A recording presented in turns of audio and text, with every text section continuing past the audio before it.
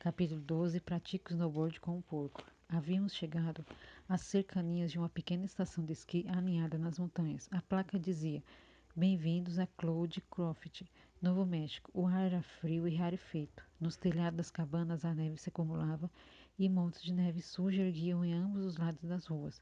Pinheiros altos avultuavam-se de cima do vale, lançando sombras de cor de piche, embora a manhã fosse de sol. Mesmo com meu casaco de pele de leão, eu estava congelando no momento em que chegamos à Main Street, que ficava a cerca de meia hora da linha férrea. Enquanto caminhávamos, contei a Grove sobre minha conversa com Apollo na noite anterior, e que ele me disse que procurávamos Nereu em São Francisco. Grover pareceu inquieto. Isso é bom, eu acho. Mas primeiro temos de chegar lá. Tentei não ficar muito desanimado em relação a nossas chances. Não queria deixar Grover em pânico, mas sabia que tínhamos outro prazo formidável, assomando fora salvar Artemis a tempo de ela participar do Conselho dos Deuses. O general disserá que Annabeth só seria mantida viva até o solstício de inverno, na sexta-feira, apenas 4 dias à frente. E ele mencionará algo sobre um sacrifício. Eu não gostava nada disso. Paramos ao meio da cidade, dava praticamente para ver tudo dali uma escola, algumas lojas e café para turistas, alguns chales de esqui e um armazém. Ótimo, disse Thalia, olhando à volta. Nada de rodoviária, nada de táxi, nada de aluguel de automóveis, nenhuma saída. Tem um café, exclamou Grover. Sim, disse Zoe, café é bom. E pãezinhos, completou Grover sonhador, e papel encerrado. Thalia suspirou. Ok, que tal vocês dois irem comprar comida para nós? Percy, Bianca e eu vamos dar uma olhada no armazém. Talvez possa nos dar informações. Combinamos de nos encontrar na frente do armazém em 15 minutos. Bianca parecia um pouco constrangida em ir conosco, mas foi. Dentro do armazém descobrimos algumas coisas importantes sobre Cloudcroft. Não havia neve suficiente para esquiar. O armazém vendia ratos de borracha por $1 cada um, e não havia maneira fácil de entrar ou sair da cidade, a menos que se tivesse um carro. Vocês podem mandar vir um táxi de Alagomordo, que fica na base das montanhas, disse o balconista descrente. No entanto, o carro levaria pelo menos 1 hora para chegar aqui, e isso iria custar várias centenas de dólares. O balconista parecia tão solitário que comprei um ratinho de borracha. Então saímos e ficamos parados na varanda da entrada. Maravilhoso, resmungou Thalia. Vou andar pela rua e ver se alguém nas outras lojas tem alguma sugestão. Mas o balconista disse: Eu sei, interrompeu-me ela. Vou verificar de alguma forma. Eu a deixei ir, sabia como era ficar agitado. Todos nós, os meios-sangues, tínhamos problemas de déficit de atenção, por causa de nossos reflexos inatos do campo de batalha. Não podíamos suportar esperar simplesmente. Além disso, tinha a sensação de que Thalia ainda estava aborrecida com nossa conversa na noite anterior sobre Loki. Bianca e eu ficamos juntos, ambos constrangidos. Bem, eu nunca me senti à vontade conversando sozinho com uma garota e nunca havia ficado sozinho com Bianca. Não sabia o que dizer principalmente, agora que ela era uma caçadora e tudo mais. Belo rato, disse ela por fim. Eu o pousei no parapeito da varanda. Talvez ele atraísse mais negócios para a loja. Então, como está sendo uma caçadora até agora? Perguntei. Ela compriu os lábios. Você não está mais zangado comigo por me juntar a elas, está? Não, contando, você sabe. Que esteja feliz. Não sei se feliz é a palavra certa com a senhora Artemis, desaparecida. Mas se é caçador com certeza é legal, de alguma forma eu me sinto mais calma. Tudo parece ter desacelerado à minha volta. Acho que deve ser a imortalidade. Eu a observei tentando ver a diferença. Ela parecia sim mais autoconfiante do que antes, mais em paz. Não escondia mais o rosto debaixo de um gorro verde, mantinha o cabelo preso atrás e me olhava diretamente nos olhos quando falava com um tremor. Me dei conta de que daqui a 500 anos ou 1000 anos, Bianca de Ângelo teria exatamente a mesma aparência de hoje. Talvez tivesse uma conversa como essa com algum outro meio-sangue, muito depois da minha morte, mas Bianca ainda parecia ter 12 anos. Nico não entendeu minha decisão, murmurou Bianca, e me olhou como que quisesse uma confirmação de que estava tudo bem. Ele vai ficar bem, disse eu. Várias crianças pequenas são recebidas no acampamento meio-sangue. Foi o que aconteceu com Annabeth. Bianca sentiu. Espero que encontremos Annabeth. Tem sorte de ter um amigo como você. Grande vantagem isso foi para ela, não se culpe. Percy, você arriscou sua vida para salvar meu irmão e a mim. Ora, aquilo foi coragem para valer. Se eu não tivesse conhecido você, não teria confiado em deixar Nico no acampamento. Achei que se lá havia pessoas como você, Nico ficaria bem. Você é um cara legal. O elogio me pegou de surpresa. Mesmo eu tendo derrubado você na captura da bandeira. Ela riu. Ok. Exceto por aquilo que você é um cara legal. A uns 200 metros de nós, Grover e Zoe saíram do café carregados de sacolas de pães e bebidas. Eu, de certo modo, queria que eles ainda não viessem. Era estranho, mas me dei conta de que gostava de conversar com Bianca. Ela não era tão ruim assim, pelo menos era bem mais fácil ficar na companhia dela do que na de Zoe doce amarga. E qual é a sua história, a de Nico? Perguntei. Em que escola vocês estudaram antes de Westover? Ela franziu a testa. Acho que era um internato em Washington. Parece que faz tanto tempo. Vocês nunca viveram com seus pais? Isto é, seus pais mortais? Vocês nunca viveram com seus pais mortais? Disseram-nos que nossos pais morreram. Havia um fundo de curadoria em nosso nome. Muito dinheiro, eu creio. Um advogado vinha em vez de quando ver se estava tudo bem conosco. Então Nick e eu tivemos de deixar aquela escola. Por quê? As sobrancelhas dela se juntaram. Tivemos de ir a algum lugar. Lembro-me de que era importante. Fizemos uma viagem longa e ficamos num hotel para algumas semanas. E então eu sei, um dia um advogado diferente veio nos buscar. Disse que era hora de sairmos. Seguimos de carro com ele de volta ao leste, atravessando Washington DC, até chegarmos ao Maine. E começamos a estudar em Westover. Era uma história linda, estranha. Mas afinal, Bianca e Nico eram meio sangues, nada seria normal para eles. Então você criou Nico sozinha a maior parte da sua vida? Perguntei. Só vocês dois? Ela sentiu. Foi por isso que eu quis tanto me juntar às caçadoras. Bem, eu sei que é egoísta, mas eu queria minha própria vida e meus próprios amigos. Eu amo Nico. Não me entenda mal, mas precisa descobrir como seria não ser a irmã mais velha. 24 horas por dia. Pensei no último verão em como eu sentia ao descobrir que tinha um ciclope como irmão. Eu podia entender o que Bianca estava dizendo. Zoe parece confiar em você, disse eu. Sobre o que vocês estavam falando? Algum perigo sobre a busca? Quando? Ontem de manhã, no pavilhão? Disse eu, antes que conseguisse me deter. Algo sobre o general. O rosto dela tornou-se sombrio. Como você, o boné da invisibilidade, você estava espionando, não? Quer dizer, não exatamente. Eu só fui salvo de tentar explicar quando Zoe e Grover chegaram com as bebidas e a comida. Chocolate quente para Bianca e para mim, café para eles. Peguei um muffin de blueberry e estava tão bom que quase pude ignorar o olhar ultrajado que Bianca me lançava. Devemos fazer o feitiço do rastreamento, disse Zoe. Grover, vós ainda tendes alguma bolota de carvalho? Murmurou Grover. Ele mastigava um muffin de farelo de trigo, com embalagem e tudo. Creio que sim, só preciso. Ele parou. Eu estava prestes a perguntar o que havia de errado quando uma brisa cálida passou por nós como se rajada de primavera estivesse perdida em pleno inverno. Ar fresco temperado com flores silvestres e brilho do sol. E algo mais. Quase uma vez tentando dizer alguma coisa, um aviso. Zoe arquejou. Grover, vosso corpo. Grover deixou cair o copo de café estampado com fotos de pássaros. De repente, os pássaros se soltaram do copo e voaram. Um bando de minúsculos pombos. Meu ratinho de borracha guinchou. Refugiu precipitado e parapeito correndo para as árvores. Pelo de verdade, bigodes de verdade, Grover desabou perto de seu café, que fumegava no encontro com a neve. Nós nos reunimos em torno dele e tentamos acordá-lo. Ele gemeu, os olhos tremulando. Ei, disse Thalia, vindo correndo da rua. Eu acabo. O que aconteceu com Grover? Não sei, respondi. Ele desmaiou. Gemeu Grover. Bem, levantemos, disse Thalia.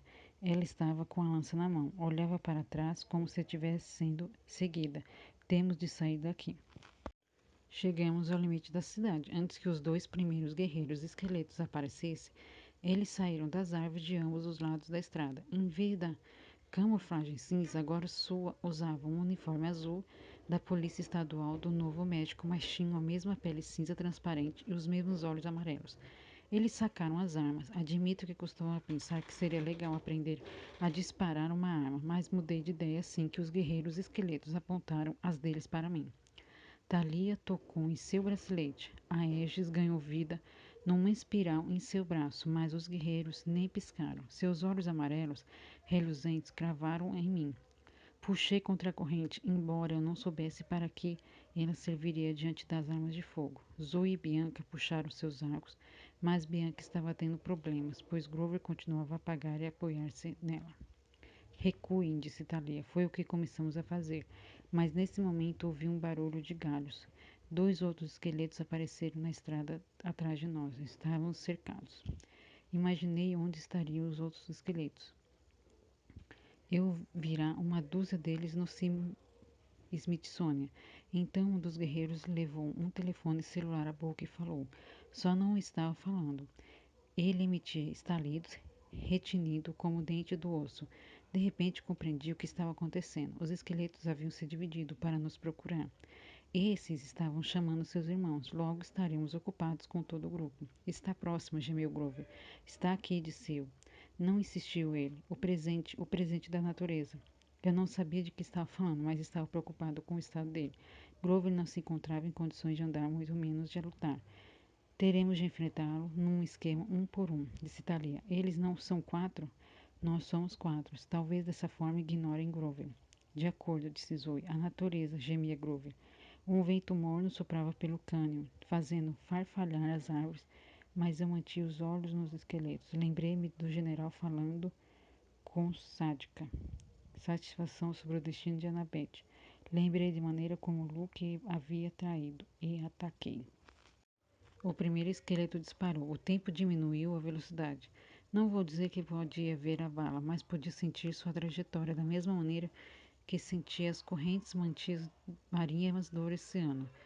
Eu a desviei com a ponta da minha espada e continuei o ataque. O esqueleto puxou um cacete e eu decepei seus braços à altura dos cotovelos. Então deslizei contra a corrente por sua cintura, cortando-o ao meio. Seus olhos desmontaram e caíram ruidosamente, formando uma pilha sobre o asfalto. Quase imediatamente começaram a se mover, reagrupando-se. O segundo esqueleto trincou os dentes para mim e tentou atirar, mas derrubei sua arma na neve.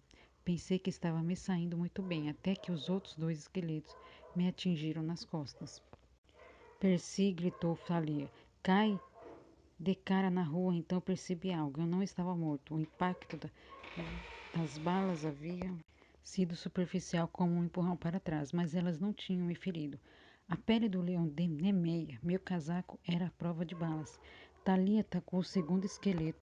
Zoe e Bianca começaram a disparar flechas. Contra o terceiro e o quarto. Grover manteve-se onde estava, estendeu os braços para os árvores, parecendo querer abraçá-las. Da floresta, à esquerda, veio um barulho de algo se quebrando, como se um trator passasse por ela. Talvez os esforços dos esqueletos estivessem chegando.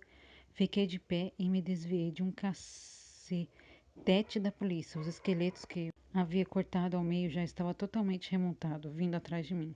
Não havia como detê-los. Zoe e Bianca dispararam flechas contra suas cabeças e queima-roupa, mas as flechas atravessavam assoviando seus crânios vazios. Um deles saltou sobre Bianca e eu pensei que tivesse perdida, mas ela sacou sua faca de caça e esfaqueou o guerreiro no peito.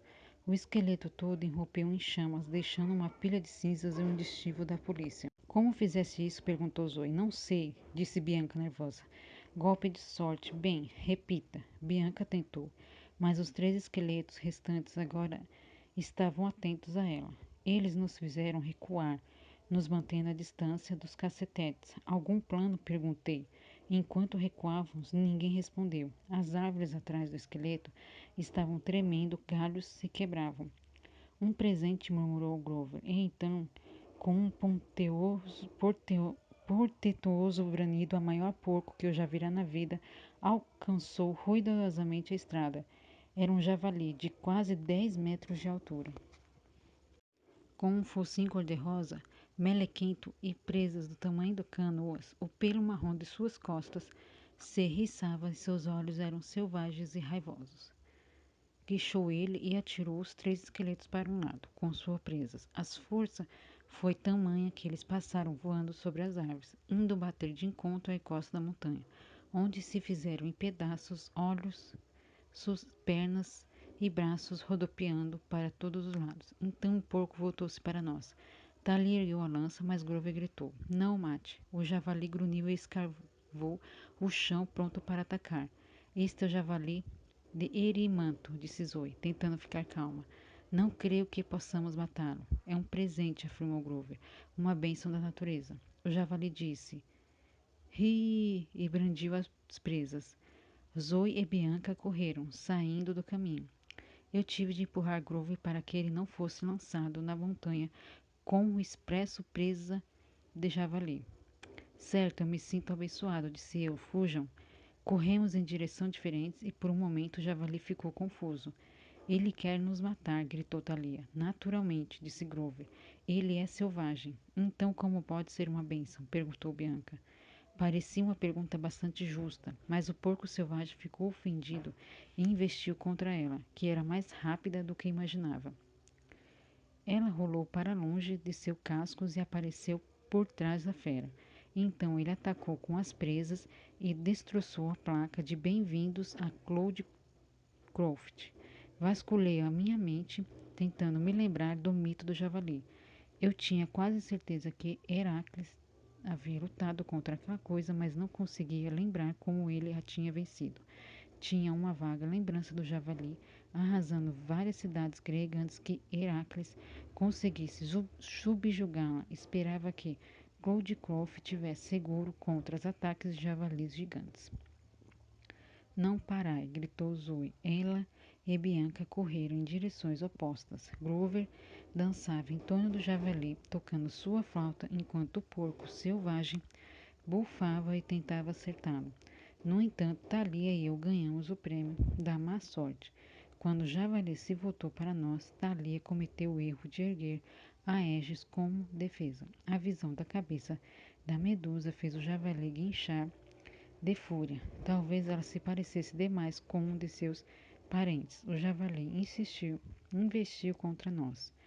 Só conseguimos nos manter à frente dele porque corremos morro acima e podíamos esquivar-se entrando e saindo do meio das árvores, enquanto ele tinha de abrir caminho através delas. Do outro lado do morro encontrei um velho trecho dos trilhos ferroviários quase enterrados na neve. Por aqui agarrei o braço de Thalia e corremos ao longo dos trilhos, enquanto o javali rugiu atrás de nós, escorregando e deslizando enquanto tentava vencer a íngreme encosta. Seus cascos simplesmente não eram feitos para esse tipo de terreno, graças aos deuses. À nossa frente vi um túnel coberto, depois dele uma velha ponte de cavaletes transpondo um desfiladeiro. Eu tive uma ideia maluca. Siga-me. Thalia reduziu a velocidade. Eu não tinha tempo para perguntar por quê, mas eu a puxei comigo e ela relutadamente me seguiu. Atrás de nós, um tanque de 10 toneladas de forma de porco ia derrubando pinheiros e esmagando rochas sobre os cascos enquanto nos perseguia. Thalia e eu entramos correndo no túnel e saindo do outro lado. Não, gritou Thalia. Eu havia ficado branca como gelo. Estávamos na extremidade da ponta. Adiante, em montanha, despencava por uns 20 metros em um desfiladeiro cheio da neve. O javali estava bem atrás de nós. Venha, chamei. Ela provavelmente vai aguentar nosso peso. Não posso, gritou Thalia. Seus olhos estavam regalados de medo. O javali chocou-se com o túnel coberto, demolindo a toda velocidade. Agora gritei para Thalia. Ela olhou para baixo e engoliu em seco. Juro que ela estava ficando verde. Eu não tinha tempo para processar. Por quê? O javali vinha ao ataque, atravessando um túnel direto em nossa direção. Plano B. Agarrei Thalia e nos lancei ao lado pela extremidade da ponta, para a encosta da montanha. Deslizamos em cima de Aegis como se o escudo fosse uma snowboard, descendo em disparada. Sob pedras, lamas e neve, o javali foi menos feliz e ele não conseguia virar tão rápido. E assim as 10 toneladas de monstro arrebataram sobre a minúscula ponte de cavaletes, que vergou sobre o peso. O javali despencou em queda livre no desfiladeiro com um poderoso guincho e aterrissou num monte de neve com um imenso puff. Thalia e eu deslizamos até parar. Estávamos ambos sem fôlego. Eu tinha correntes e sangrava. Thalia tinha agulhas de pinheiro nos cabelos. Perto de nós, o javali guinchava e tentava se levantar. Tudo o que eu podia ver era o topo eriçado de suas costas. Ele estava completamente enterrado na neve. Não parecia estar machucado. Tampouco iria a lugar algum. Olhei para Thalia. Você tem medo de altura?